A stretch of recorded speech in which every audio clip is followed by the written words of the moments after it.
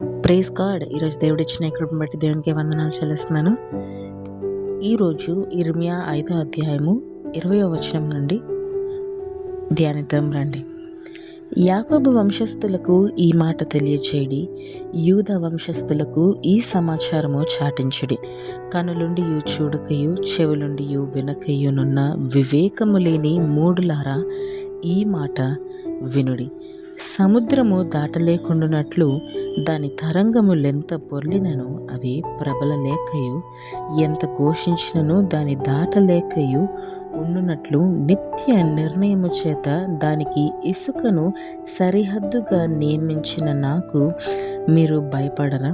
నా సన్నిధిని వనకరా? ఇదే యెహోవా వాక్కు. ఈ జనులు తిరుగుబాటును ద్రోహమును చేయు మనస్సు గలవారు.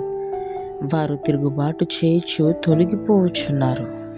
వారు రండి, మన దేవుడైన యెహోవా యందు భయభక్తులు కలిగి ఉందము.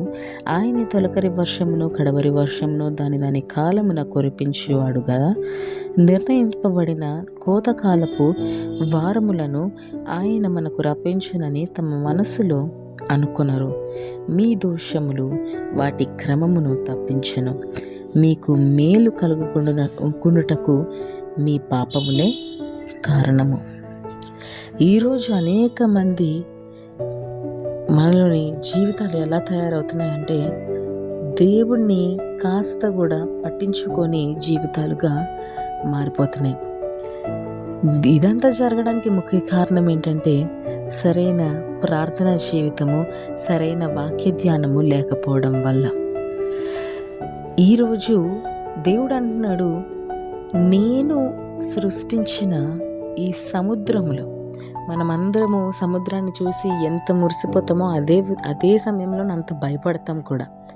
ఒకవేళ సముద్రంలోకి ఎవరన్నా వెళ్ళారనంటే హై ఛాన్సెస్ వాళ్ళు దొరకకపోవడం కదా. ఈరోజు చాలామంది సముద్రము ఎగసి పడుతున్నప్పుడు ఎంతో భయపడుతూ ఉంటారు. ఇది తుఫాన్ వస్తుందా, లేకపోతే ఒక సునామీ వస్తుందా అని చెప్పి ఎంతో భయపడతారు ఎగసిపడే సముద్రాన్ని, ఎగసిపడే అలలను చూసి. కానీ దేవుడు అంటున్నాడు, నేను దానికి పెట్టిన సరిహద్దుల్లోని మీరు భయపడే ఆ సముద్రమే నిలబడుతుంది అని. మీరు భయపడే ఆ సముద్రమే నా మాట వింటుంది. నేను పెట్టిన అడ్డులోని అది కరెక్ట్గా నిలబడుతుంది. ఆ అడ్డుని దాటడానికి ప్రయత్నించట్లేదు. ఇసుక అనే అడ్డును దేవుడు సముద్రానికి పెట్టాడు. కానీ దేవుడు అంటున్నాడు, నా జనులు తమ హృదయంలోని ఎంత దుష్కార్యములు చేస్తున్నారో, నా జనులకు నేను పెట్టిన బౌండరీస్లో వారు జీవించట్లేదు. దేవుడు మనకి స్వేచ్ఛనిచ్చాడు. ఎంత స్వేచ్ఛనివ్వాలో అంత స్వేచ్ఛను దేవుడు మనకి ఇచ్చాడు. కానీ మన బాధ్యత ఏంటంటే దేవుడి నామాన్ని మహిమపరచడం. స్వేచ్ఛ ఇచ్చాడు కదా అని చెప్పి దానికి తగ్గట్టు లోకానుసారంగా జీవించడము దేవునికి ఇష్టం లేదు. ఈరోజు అనేక మంది క్రైస్తవులుగా ఉంటున్నాం, కానీ ఆ స్వేచ్ఛ ఇచ్చిన దేవుడిని మహిమపరుస్తున్నామా? ఆ స్వేచ్ఛ ఇచ్చిన దేవునికి మనము సంతోషం కలుగజేస్తున్నామా? లేదు. దేవుడు అంటున్నాడు, ఈ నా జనులు ఎంతగానో తమని తమ్ము నాకు దూరంగా చేసుకొని వెళ్ళిపోయారు అని చెప్పి దేవుడు అంటున్నాడు. ఇంకా ఏంటంట, దేవుడు మనకి మంచి చేస్తున్నాడు, రండి మనం దేవుని దగ్గరికి వెళ్ళి కృతజ్ఞతలు చెల్లిద్దాము అని వారి మనసులో కూడా యోచన చేయట్లేదంట. ఈరోజు ఇలాంటి పరిస్థితుల్లోనే మీరున్నారా? ఒక్కసారి మిమ్మల్ని మీరు పరీక్షించుకోండి. దేవుడు ఎన్నో కార్యాలు ఇప్పటి వరకు మన జీవితాల్లో చేస్తానే ఉన్నాడు. వాక్యం ద్వారా ఎంత సూటిగా దేవుడు మనతోటి మాట్లాడుతూ ఉంటున్నాడు. అయినప్పటికీ గ్రహించలేకపోతున్నారా?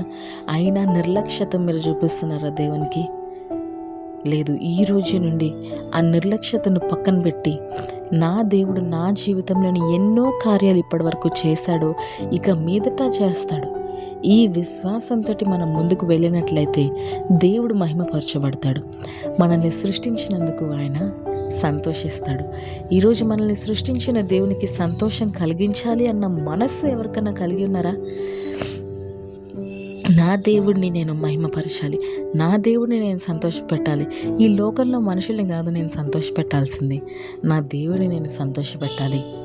నా దేవుడే కదా నాకు ముఖ్యం. ఆయనే లేకపోతే ఈరోజు నేను బ్రతికి ఉండేదాన్నా?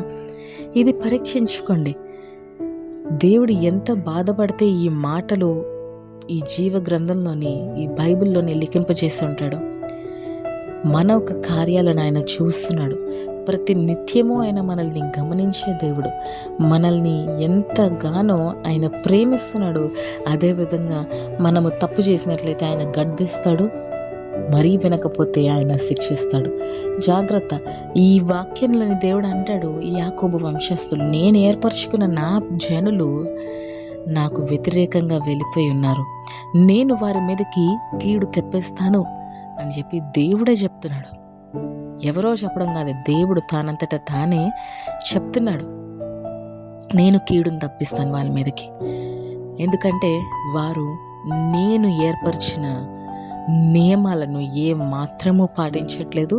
అంతేకాదు, నన్ను వారు మర్చిపోయి అన్నారు. వారు నన్ను మర్చిపోయారు, నన్ను జ్ఞాపకము చేసుకోవట్లేదు. ఇది దేవుని మాటలండి.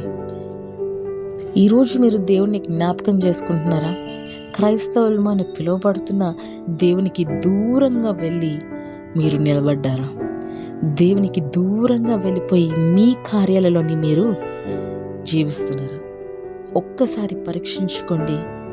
దేవుడు మీతోటి మాట్లాడుతున్నాడు.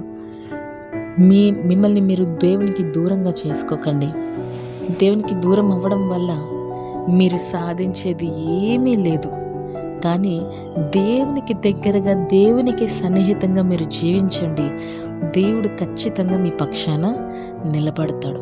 ఇప్పటి వరకు మిమ్మల్ని బ్రతికి ఉంచాడంటే కేవలము ఆయన కనికరము మాత్రమే.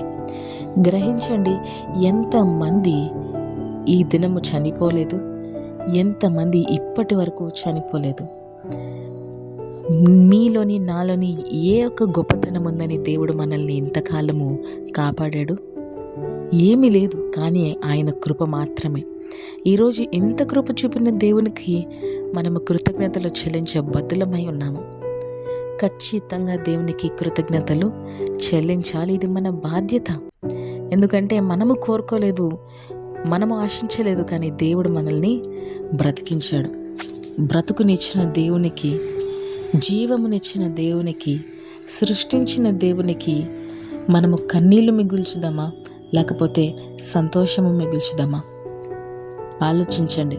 ఈరోజు ఆయన ముఖం మీద ఒక నవ్వుని, ఒక చిరునవ్వుని మనం కల్పించాలి. ఆయన హృదయంలోని మనల్ని చూసినప్పుడు ఆయన ఆనందించాలి. ఇట్టి జీవితము మనం కలిగి ఉండాలంటే మొదటగా ఆయన మీద, ఆయన చేసిన ప్రతి కార్యంను కూడా జ్ఞాపకం చేసుకొని కృతజ్ఞతలు చెల్లించండి.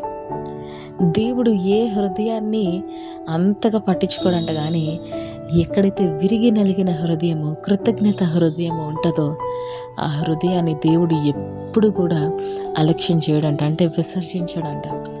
ఆయన ఖచ్చితంగా ఆ హృదయానికి దగ్గరగా ఉంటాడంట. విరిగి నలిగి ప్రార్థించడం మనం నేర్చుకోవాలి. కన్నీళ్లతో ప్రార్థించడం మనం నేర్చుకోవాలి.